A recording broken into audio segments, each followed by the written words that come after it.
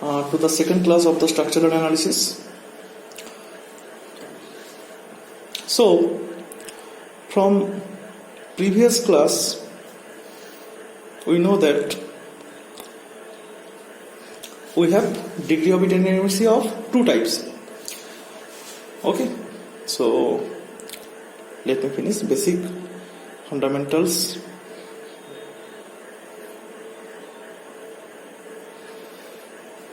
Of structural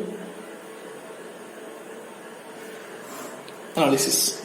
Okay, so there are two types of indeterminacy. We know in the previous class that one is static indeterminacy and one is kinematic indeterminacy, right? So in terms of degree of indeterminacy, we can say the structure is stable or the structure is unstable, right? From the degree of indeterminacy. It might be kinematic indeterminacy, it might be static indeterminacy, right?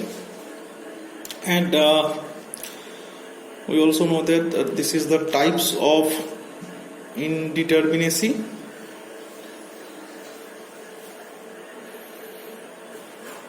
Type of indeterminacy what? That is, one is DS, that is degree of static indeterminacy, and number two is DK, that is degree of kinematic indeterminacy, right? Okay, now we can say degree of static indeterminacy, this is the product of this is the summation of two things. Number one is external static indeterminacy and number two is internal static indeterminacy. That's what I told in the previous class. Okay, so we can say that this is DSE for external static indeterminacy and DSI, that is internal static indeterminacy. And same in case of this is DS, right? And in case of DK, what is the part of kinematic indeterminacy? DK is, you can write it down, this is the definition. It is defined as the number of non-zero joint displacement of the structure, right? So if we want to determine the kinematic indeterminacy value, we have to find out in that manner. It is defined as the number of non-zero joint displacement. This term is very much important, right? Joint displacement of the structure. Okay, and it can also called as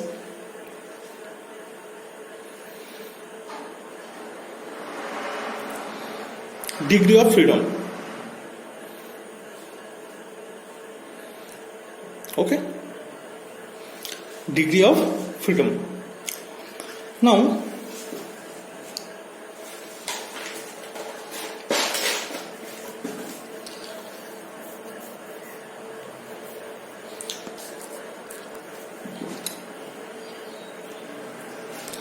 some important formula there for degree of indeterminacy.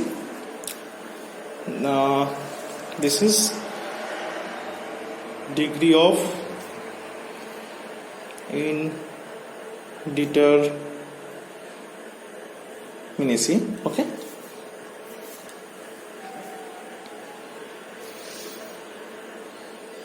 important formula.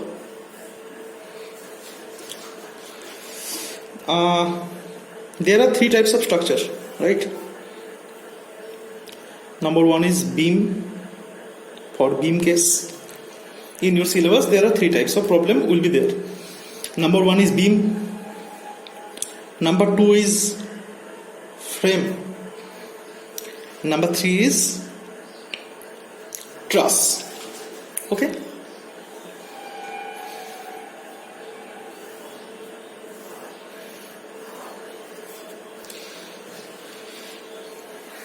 Now,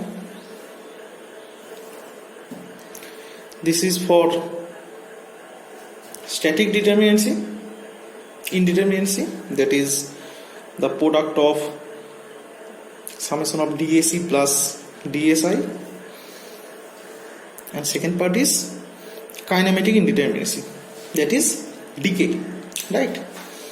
So subdivided it in two parts, for dSe for external portion and dSi for internal portion. Okay, in case of beam, the number of external static indeterminacy is r minus 3. What is r? I will come later. And in case of frame, it is also r minus 3 also. Okay, and in case of truss, same, r minus 3. R actually is the number of unknown reaction component. Okay, R is the number of unknown reaction components. And in case of beam, internal static indeterminacy is 0. In case of frame, the value is 3 into C. What is C? C is number of closed loop. Okay, number of closed loop is C. If in any structure the number of closed loop is 2, then C value will be 2. If closed loop is 1, then your C value will be 1, right? And in case of truss, this is the formula, m minus 2j minus 3.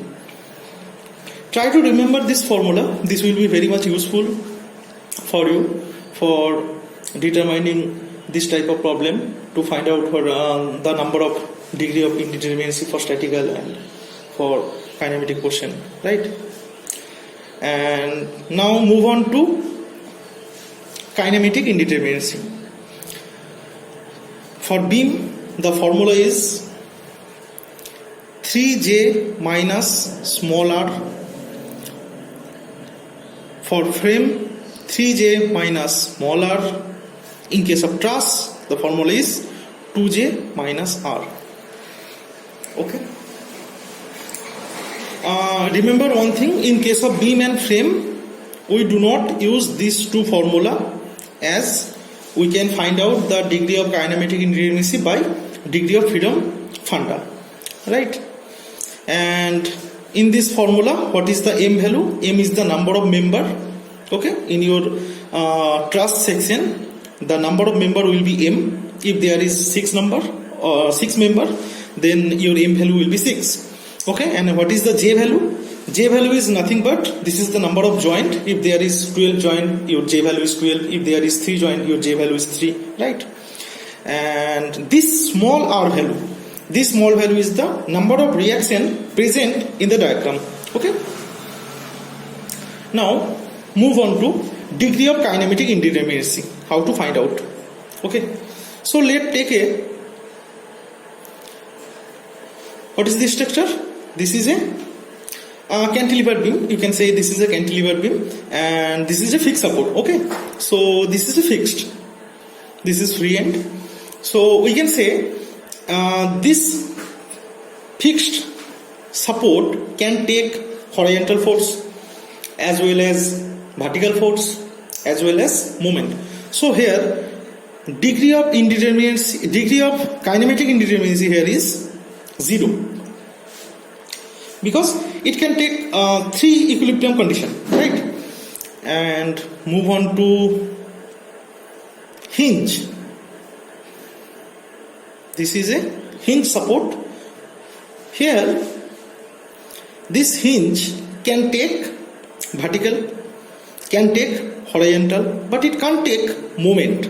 So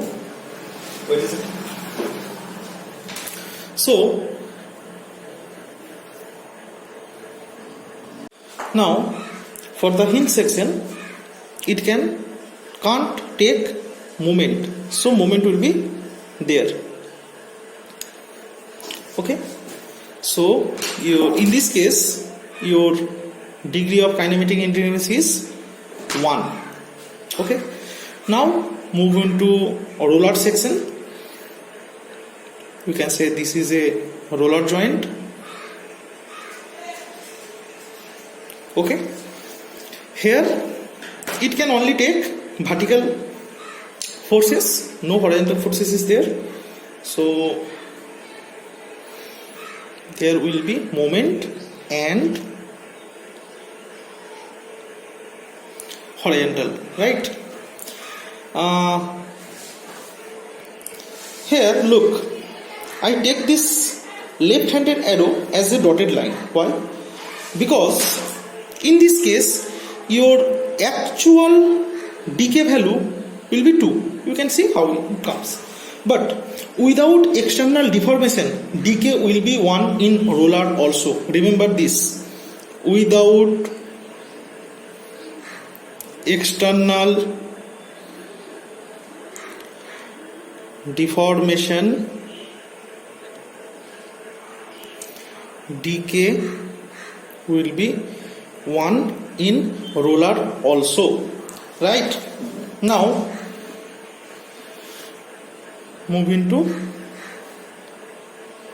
this is a member, this is a member, these two members are connected by a internal hinge, right? This is a internal hinge,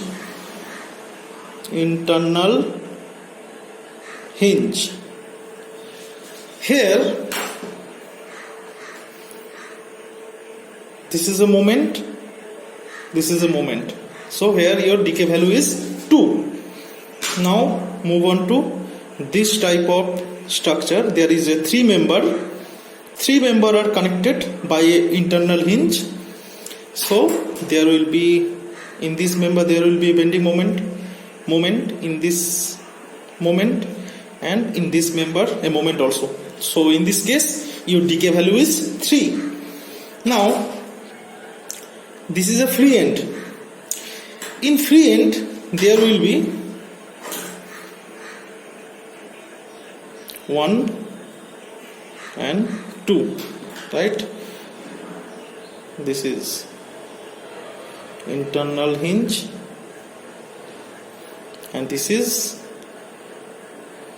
free end. So here your decay value is 2. Okay, so that's all for today's class. Now from the next class we can solve the degree of statical indeterminacy and degree of kinematic indeterminacy of the beam, truss and portal frame also. So remember to this formula, okay, thank you.